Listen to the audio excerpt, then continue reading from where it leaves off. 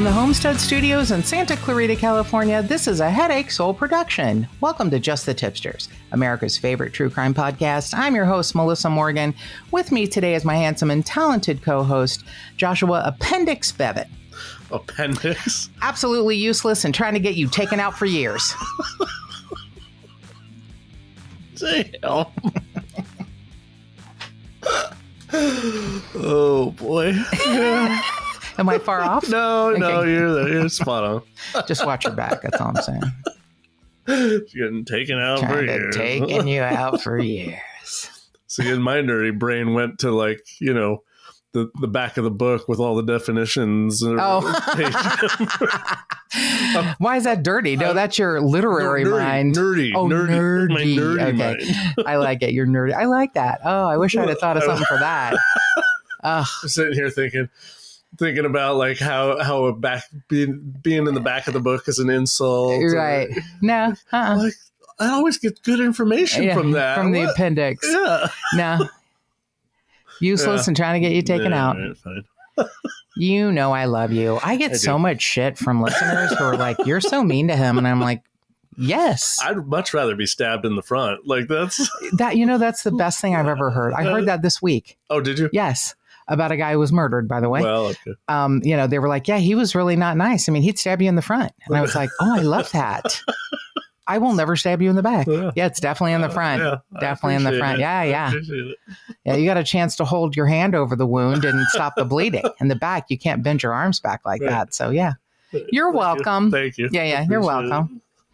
So we have some thank yous this week. I wanted to say thank you to Wade B. and Indomna Wolf for subscribing on YouTube. And Indomna Wolf left a lovely comment review. She said, I'm saying she because her avatar is a she, but they said, first-time listener, now full-time subscriber, love the tennis match, in parentheses, banter for those of you who don't get the reference, between you two. Content is amazing, interesting, and stimulating. So thank you so much for that. Thank you. Considering the crappy reviews that, a podcast host who, by the way, got into some hot water this week with a person that had been pointed to as a potential suspect and family member of Joanne Matuk, rammed his car or truck into a van that maybe somebody involved with the podcast was driving around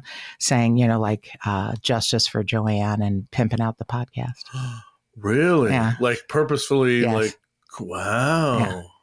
Wow. Yeah. Okay. So I was like, that's the kind of shit you want to stir up. Yeah, that's not exactly like... No, it's terrible and stupid. But you know what? God bless them. God bless them. Yeah. In their pursuit of fame. Sure. Or whatever it is.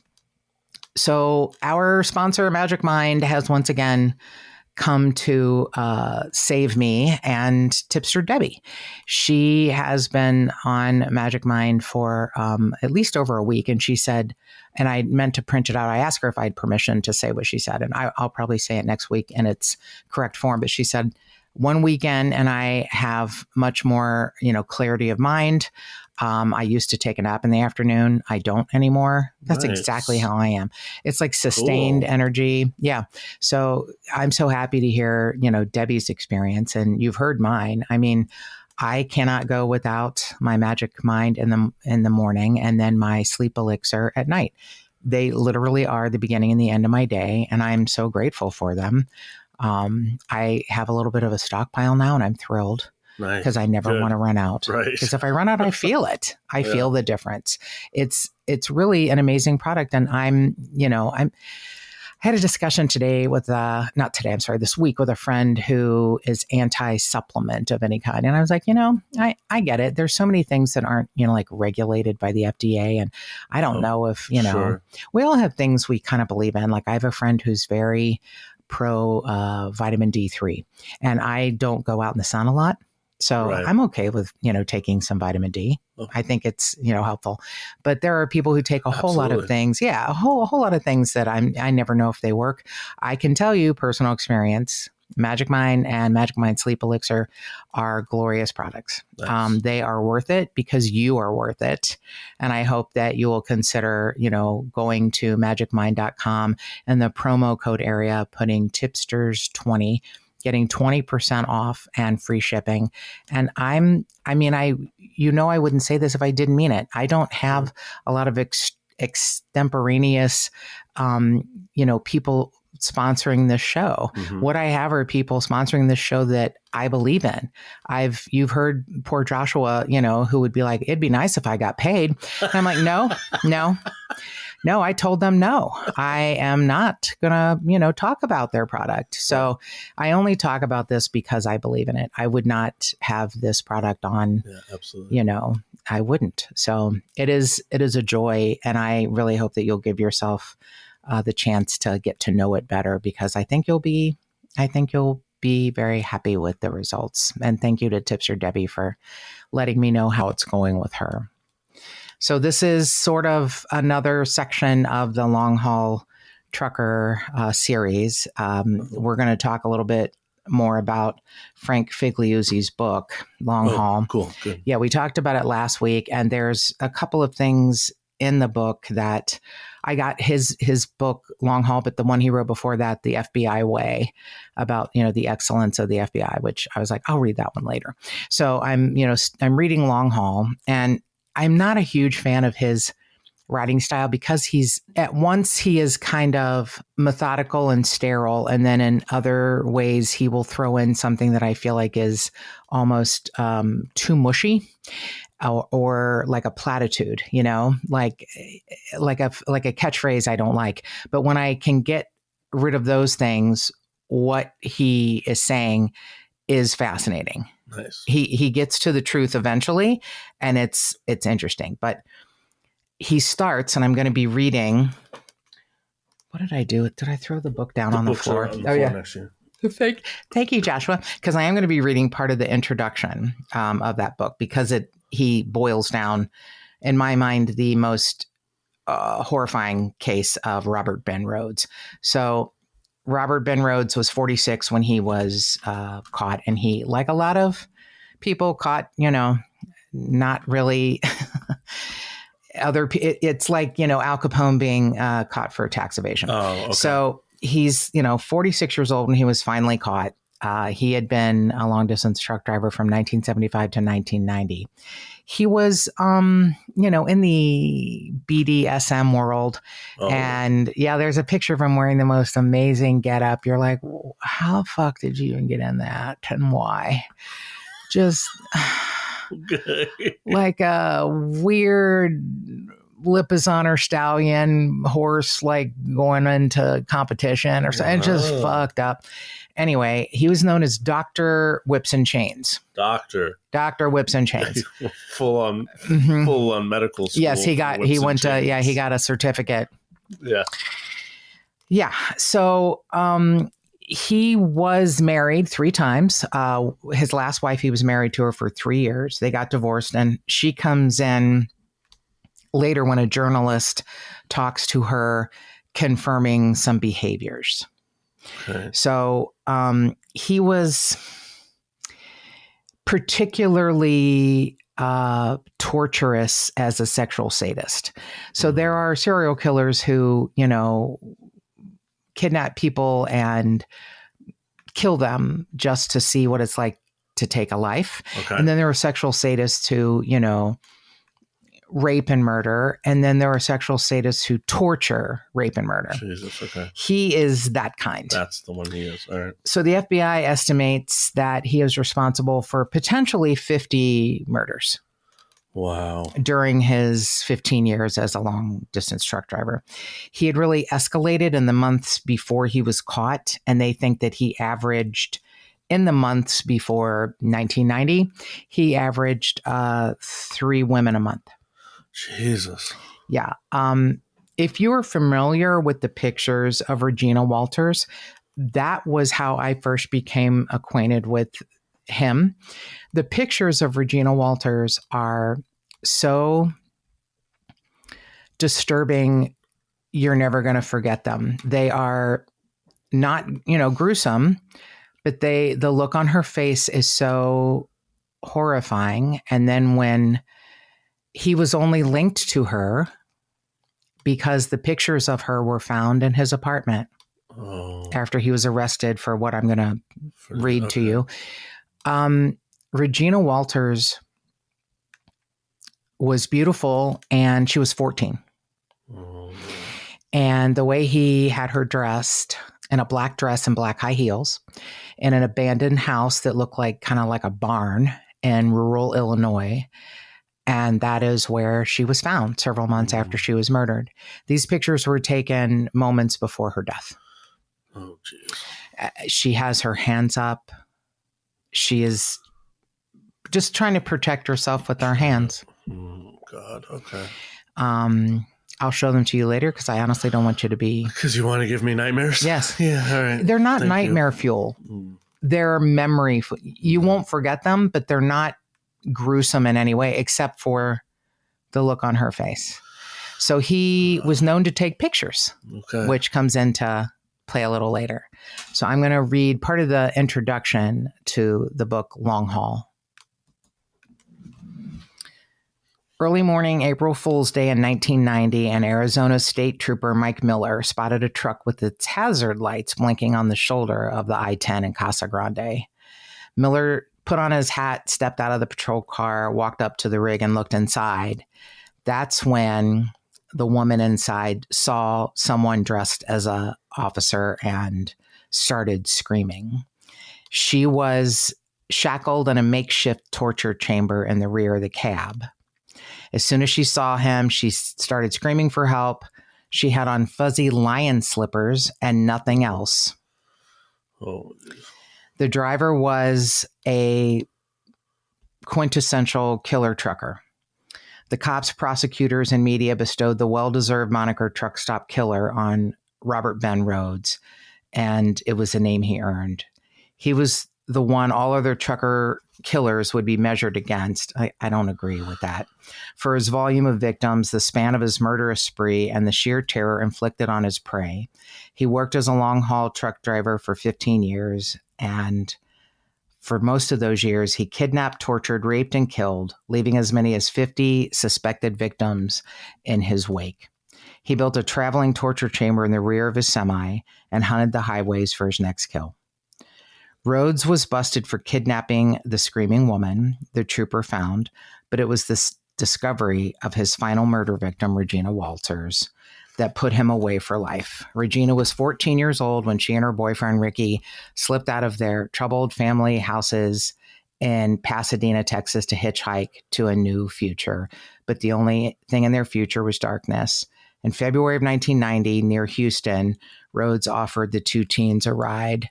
Ricky didn't last long. He was a speed bump, slowing Rhoads down briefly, but not stopping him from kidnapping Regina and raping her at times in places of his choosing. She endured endless weeks of barbaric pain. Her flesh was torn by fish hooks, and she was handcuffed to the ceiling of the tomb-like dungeon inside his rig. The demons consuming Rhoads' soul weren't sated by the mental and physical torture of Regina. They demanded more. So Rhoads extended his cruelty by calling Regina's father 1 month after she vanished. Without giving his name, Rhoads informed the anguished father, "I made some changes. I cut her hair." Indeed, the last photos ever taken of Regina confirmed her long brunette hair had been roughly cut into a boyish bob. Yet, those who view those final ghastly images of Regina, it's not the hair that's forever seared into your consciousness, it's the horror on her face. Those haunting displays depict Regina in the final minutes before she was strangled to death, her body left to decompose in an abandoned farmhouse in rural Illinois. In the photos, Regina, forced into a black dress and high heels, stands in front of the camera, face contorted, her eyes revealing abject fear. The teen girl's arms are extended forward and her palms are raised as if she's imploring Rhoads' demons not to return. But return they did. FBI agent Mark Young said Regina's forensic report revealed something invaluable. He explained her pubic hair had been shaved prior to death. This was his signature that I'd been looking for. If only Rhoads were the last of the killer truckers for him to find. That would mean no more victims would suffer brutal deaths at the hands of highway barbarians. No more Rhoadses, no more Reginas. There would be no need for the FBI and the police to look for serial killer signatures, but that would be a fool's fantasy. God. So that's the introduction to Frank Figliuzzi's book, Long Haul, Hunting the Highway Serial Killers. And it did a good job of encapsulating Regina's death. So he had this, mobile torture chamber, and he was arrested by, Trooper Mike Miller. Mm-hmm. He is put into handcuffs and put in the back of his squad car, and he goes back to help the woman get unshackled. And in the meantime, Rhoads has slipped his hands down over his feet, brought them up in front of him, and unhooked the seatbelt. Oh, wow. And Trooper Miller goes back and finds this out and then calls for backup. Oh, okay. So he's arrested, and he's like, hey, that was consensual sex. No. Yeah. She wanted to be shackled and wearing lion slippers. Oh, no. And they find the pictures of Regina Walters in his apartment, and they don't know who she is or where she is because that's Illinois and he's in Arizona. Oh, wow. Right. Oh, my God. So they have to go back and find someone potentially dressed like that. And she was. Oh, okay. And they can connect the two. I thought he just maybe liked short hair, but I'm getting that even back in 1990, he shaved their pubic area because there would be less DNA. Oh, That was part of... And the hair. Smart thing. If they had long hair, he cut it so that if long hairs were found, they wouldn't. Oh. Yeah. Okay. Well, oh, man. Yeah. Yeah. I don't like that he's smart. I don't either. And I don't know how smart he is, but he's still alive in prison, 34 years later. Yeah. Wow. So 2 victims got away. 2. Mm-hmm. Okay. At the least 2. All right. Because they have been connected and they have similar stories and it matches the timeline. Okay. So a First Nation woman from the Thunderchild tribe talked about in 2015, she's looking around online and she says to her boyfriend, hey, that's me. The FBI put out a picture of a Native American woman, and she said, oh, that was me. Wow. And she remembers way too many details. She was browsing. Her name is Pamela Milliken. She was browsing through Facebook and she came upon this post asking for help identifying a young Indigenous woman in a photo that was found in the semi-truck of Robert Ben Rhoads. Oh. So he, is serving a life sentence because of Regina Walters. That's what got him the life sentence. Okay. He pled guilty to first-degree murder of 14-year-old Regina Walters in 1992, but he is serving life sentences for a total of 3 murders. So in 2012, Milliken was first referenced in a GQ article by a woman named Vanessa Veselka. So Vanessa is the other survivor. Oh, and then she went on to write an article for GQ. Wow. She is a brilliant writer. Wow. She wrote a book called, I don't know how to pronounce it, Zazen or Zazen, Zazen. Okay. It was her first book. I don't know. Oh. It's the title. It was her first book. And it was basically her life story. Now, to make it even more weird, Vanessa is a lovely woman who at one point was a runaway, a sex worker, a waitress, an artist, a writer. She got herself a scholarship into a prestigious college, in her late 30s. Cool. She's also the daughter of journalist Linda Ellerby. Oh, wow. Okay. I can't imagine being Linda Ellerby and your 15-year-old daughter runs away from home, hitchhikes across the country into the Pacific Northwest, and happened to get into a truck with Robert Ben Rhoads and survives. Wow. Uh-huh. So is there details about how they got out? Uh-huh. Oh, okay, good. Yeah, here we go. There we go. So Vanessa Veselka wrote, about escaping a truck driver, and Mark Young gave her the photo of Pamela Milliken and said, can you help me find who this person is? She's shown sitting in his truck. They can describe it as his truck. She's wearing a gray hoodie. Her eyes are partly closed, like she's stoned or sleepy. Maybe Rhoads just picked her up because her hair's still long. Okay. He didn't cut it yet. Right. No one knows who she is. So Veselka confirms that the photo in question was given to her by FBI investigator Mark Young during research for the 2012 GQ article. She explained that the photo Milliken believes is her was found alongside another of Rhoads' victims, Regina Walters, at the end of the same roll of film. Oh, okay. Right. So, this is what FBI investigator Young told her, even though they're 5 years apart. Wow. Yeah. 1985 to 1990. Okay. Right. There's a lot of photos taken, but he may have had different, cameras or, right. He was such a weirdo. So, the inconsistency of where when the photo was taken does not rule out her story. And she has a pretty detailed story, a pretty detailed memory from 1985 of what happened. Pamela Milliken said, I knew right away it was me. I was trying to find my brother who had gone missing in Winnipeg. So I started hitchhiking from my Thundercloud First Nation tribe in Saskatchewan. After a series of successful rides, I end up with a semi-truck driver that I identified as Robert Ben Rhoads. And the sun was setting. It was 8 or 9 at night. I was walking a ways and it was getting dark. So I stuck my hand out and waited for someone to pick me up. She remembers these details.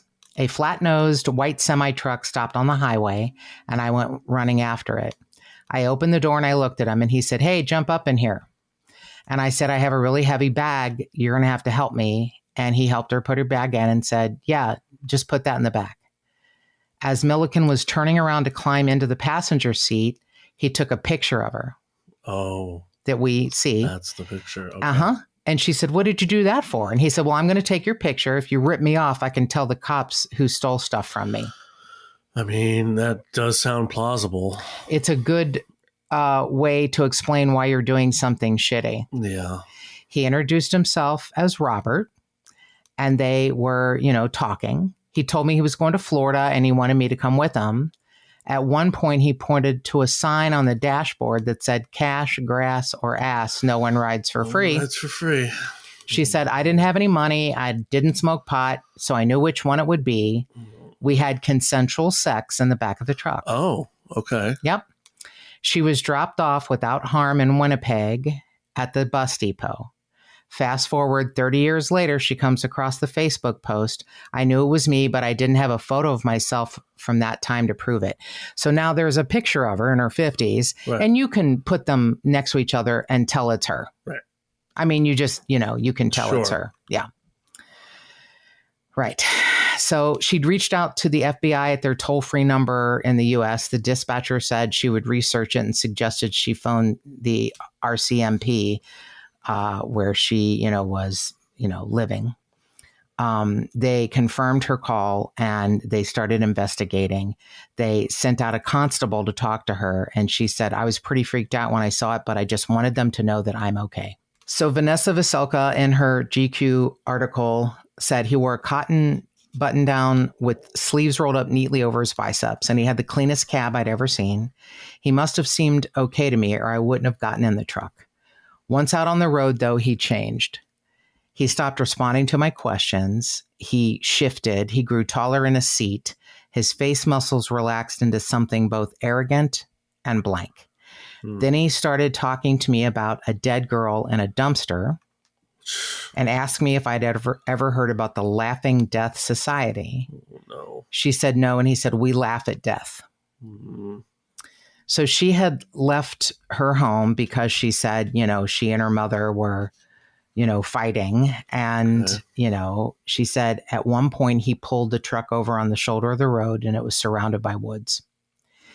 He took out a knife and he told me to get in the back of the cab. I began talking. I said I wouldn't go to the police if nothing happened to me, but it was his choice. And he looked at me and then I went very still. He wasn't nervous, angry, or excited. He was grave and methodical, as if preparing to dress a deer. No. There was going to be no more talking, and I knew in my body it was over. And then he said, "Run." Oh, that's scary.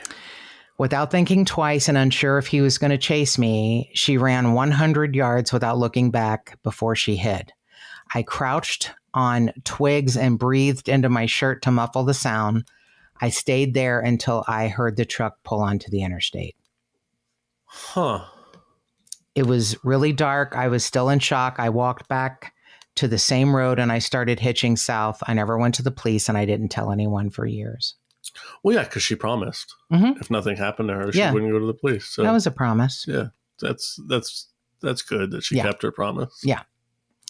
So he was, besides Regina Walters, he was also charged in the 1990 abductions and slayings of hitchhiking newlyweds, Douglas Scott Zykowski, who was 28, and Patricia Walsh, who was 24. And, of course, he kills the man first and then, tortures Patricia. So, he's involved in the BDSM swinger scene in his hometown of Houston. And Vanessa Veselka wrote, I didn't tell anyone. I didn't tell anyone about how bad I felt because I didn't go to the cops 27 years ago. The idea that I might have been responsible for what happened to girls after me, like Regina, was devastating. Oh, that's a lot to carry. Oh. What if the man who'd pulled the knife on me really did murder me? Why did he let me go? Why didn't I go to anyone? I needed to understand what my responsibility was to find my own answers. If nobody else's, I began to look. So she flies to Austin, Texas, and meets with two retired FBI special agents, Mark Young and Robert Lee, who had both worked on Regina Walters' case. She knew that he had targeted hitchhikers rather than prostitutes who frequently went missing during the 80s. That's the thing that bothers me about them calling him the truck stop killer. Because he didn't actually go to truck stops? Not that all. I mean, he did, but that's not where he picked up people. So, he, of course, is described by authorities as a sadistic killer who targets, runaways. And he liked to force his victims into the back of a sleeper cab, which had, severe anchor points for shackles. Vanessa Veselka got in touch with his ex-wife, Deborah, and he met her in 1983 and they got married in 87, but then they got divorced in 89. According to Deborah, in the summer of 85, he was driving for a trucking company based in Georgia that had an office right off I-95. That was where she was picked up. That's okay. Vanessa Veselka said, I ran my story past her. When I got to the part about the sudden switch in his behavior, she goes, "That's him. That's exactly him." Yeah. So when Vanessa Veselka said to Deborah, did he ever talk about the Laughing Death Society? She said, I don't remember that name, but he was fascinated by secret societies. Jeez. Mm-hmm. Yeah, so Vanessa Veselka is following all sorts of trails and threads and clues.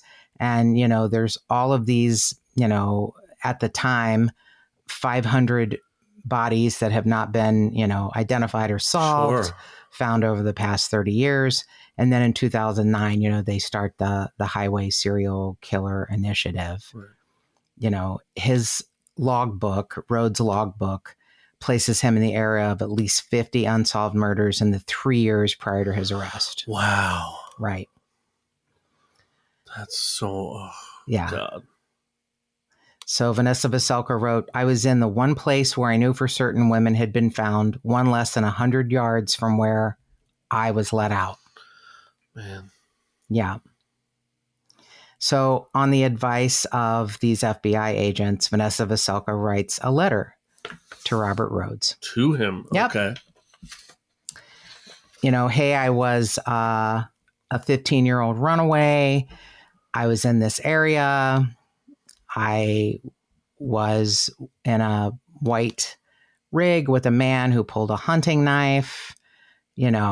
I told him if he let me go, I wouldn't say anything. He writes her back and says, I will talk to you if you promise to never say that you had seen me and that anything that we say, that passes between us, you won't.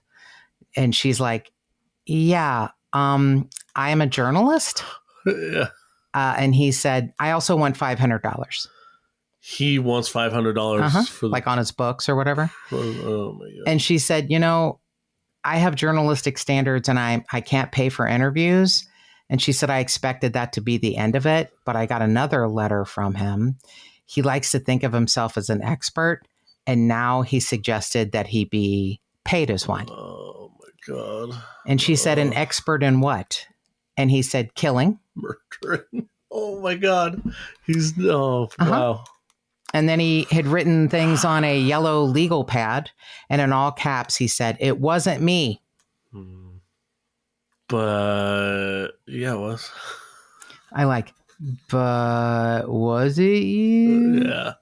Was it really you? Yeah. What about those 3 people you are serving time for? And that's crazy. I want to get paid. Yeah. To interview about my own crimes. But we won't, you cannot say. Right. You can't acknowledge anything. I will not. Yeah. Yeah, no. That's not how it works. No. Wow. Yeah, what a fucking ego. Holy shit. I mean, Dr. Whips and Chains. I kind of want to put the picture up because there's a picture of him standing there with those big ass fucking square, glasses. Yeah. I was telling Joshua, I think it's so weird to me. A lot of serial killers wear big square glasses. Like wireframe glasses. Maybe it was of the time, I don't know. Yeah.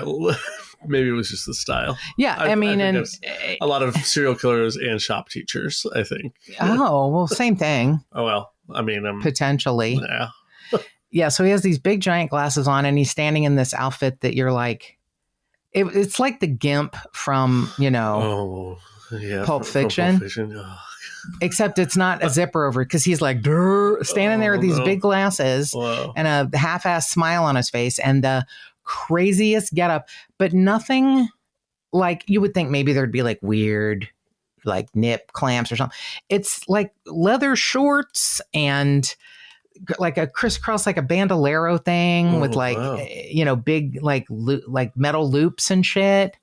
To chain all of your victims to? Except like chain him, but not by his nips. Yeah. You know what I mean? It's like, oh no, for sure. It's like the Play School My First S&M outfit. You know what I mean? It's like a beginner outfit. Beginner level? Yeah.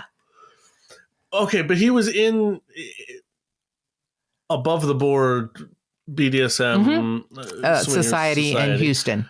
Okay, with his wife. Multiple wives. With his wives. And there's nothing. Okay, cool, but apparently it didn't.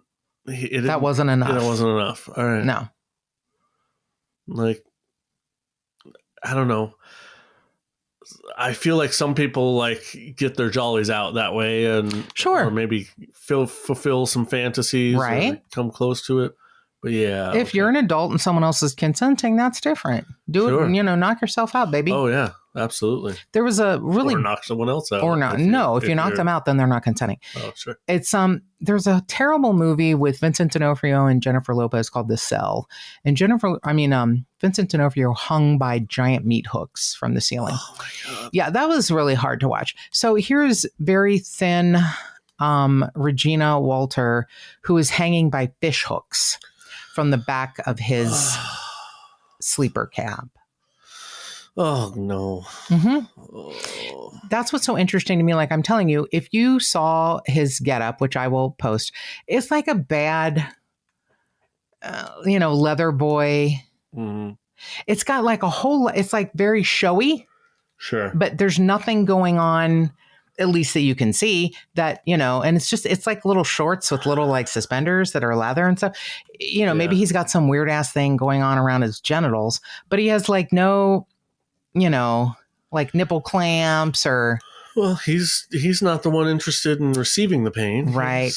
You're right. He wants to give it. Yeah, sure. Yeah. One of my favorite comics, John Rigi, went on the Tonight Show and said that he thought he was having a heart attack. And he went to the doctor, and the doctor said, "Oh, your nipple clamps are turned up too high. You're much too small of a man. What are those, 10? Turn those down to 6, young man." On the Tonight Show. On the Tonight Show. Oh, yeah. With Johnny Carson. Yes. Did Carson call him over after? I don't remember. He's a Cincinnati comic. He's now a showrunner for a bunch of shows, but yeah. Yeah. He was kind of short. He was like probably 5'5", 5'6". Turned up. Yeah, they're turned up too high. What are those on a 10? Turn that down to 6, young man. Yeah.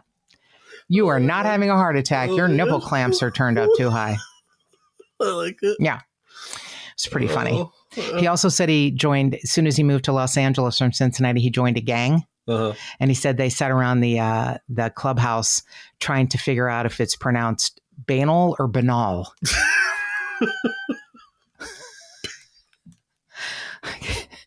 It's kind of a boring gang, I think. Like a library gang or something. We're very interested in definition. Yes. The Merriam-Webster gang. Yeah. Our leader, Roger. Yeah. He's the club president. Yeah, Club President Roger. Yeah, it was, yeah. So I guess I'm not much on clubs. Okay. So anyway, yeah, Robert Ben Rhoads and his fuckery, still alive. He has something, it's very different than a stroke. The right side of his face is just like down, like his eye can't even open, and so the other eye looks creepier because it's big. His mouth is drawn down. Some people have described it as more of a Bell's palsy. Oh, okay. But it's the worst case of Bell's palsy I've ever seen. I mean, he's still alive. Okay. Which is horrifying. He spent, 34 years in prison now. As, I didn't particularly like Frank Figliuzzi's, like, this is the truck driving killer that we measure all others by. I don't know that I believe that because there's Keith Jesperson and there's, but he is definitely the most torturous in my mind. Yeah. He did things that were so terrible, and a few women that survived, are able to piece together timelines and things he did, and maybe those, things will help figure out more cases. Again, during his time, there are 50 unsolved cases they think are connected to him, and he's not confessing to nope. any. It's nobody's figured out how to. Nope. He confessed to 3, only Regina Walters, because they found her pictures, and I don't know what made him, confess to the couple. He did say, yeah, they started talking about Jesus. Wow. So that's why he had to kill him. Maybe. I mean, some of those Bible thumping people are a little annoying. Yeah, I don't know about I don't know about torturing and killing them. Right. Like killing the man immediately and then, torturing the wife. Like, I'll show you the face of God. Oh, Jesus. Yeah. I don't know. He probably didn't talk like that. Yeah. I do find it fascinating that he had such a ritual. He would only put white towels under his victims. His, cab is described as spotless. Okay. How many truck drivers are spotless? I don't know. Yeah. I wish I knew exactly why he shaved the pubic hair and cut the hair. I think it was for evidence. But I mean, he definitely had signatures. That's what I love about this. It's like he thinks he is just footloose and fancy free, driving across the country, and no one's going to connect him to XYZ. Right. Oh, yeah. Dude, we have patterns whether we know it or not. Yeah. We all have patterns. So I'm going to give you a trigger warning because I don't typically do this because this is a adult true crime podcast, but I'm going to put the pictures of Regina Walters up in the show notes. They are not gruesome. There's nothing bloody. I will be honest with you. It breaks my heart to say this. They're very artistic. It's a torn up abandoned house that looks like a barn, and there is a beautiful young tall thin woman that it looks like a weird Vogue photo shoot. Wow. Short hair that somehow looks cute. It's like a weird shag bob, and a black dress and black high heels. Jeez. But her face, her hands, she has red nail polish on. You're going to see the picture and be like, I understand that this is what terror looks like. Yeah, wow. So I'm going to trigger warning. I'm going to put the pictures up, and just for fun, I'm going to put the picture of Robert Ben Rhoads in his fucking, play school leather boy outfit. My first leathers. Oh my God. Yeah. Okay. It's horrific. And this is not the number I want to give you, but I'm going to give it to you anyway. If you think you know of a victim, if you think you could have been in his truck or someone else's truck and you got out, they definitely want to talk to you. This, Highway Serial Killer Initiative is really ramping up because of Frank Figliuzzi's book. And I hope that you would call the National Sexual Assault Hotline at 1-800-656-4673. I'll put that in the show notes. And it's hard to give one number to call because this is all across the country. Right. I suggest calling your local FBI office because they will listen. They will take the report. They may have more time than your local PD who doesn't know how to deal with these things. Sure. And if you mentioned the Highway Serial Killer Initiative, they're going to know exactly what you're talking about. And always remember, you can give us a call if you have any sort of information on a case like this, or you just, want to talk to us about suggesting a case, or if you have a tip on a missing person or an unsolved homicide, you can always call us at 832-Tipster. That's 832-847-7837. You can always email us at jttipsters@gmail.com. And we're on all of the social media platforms. Just the Tipsters Facebook page, at JT Tipsters on Instagram, at JT Tipsters Pod on Twitter, and more cowbell.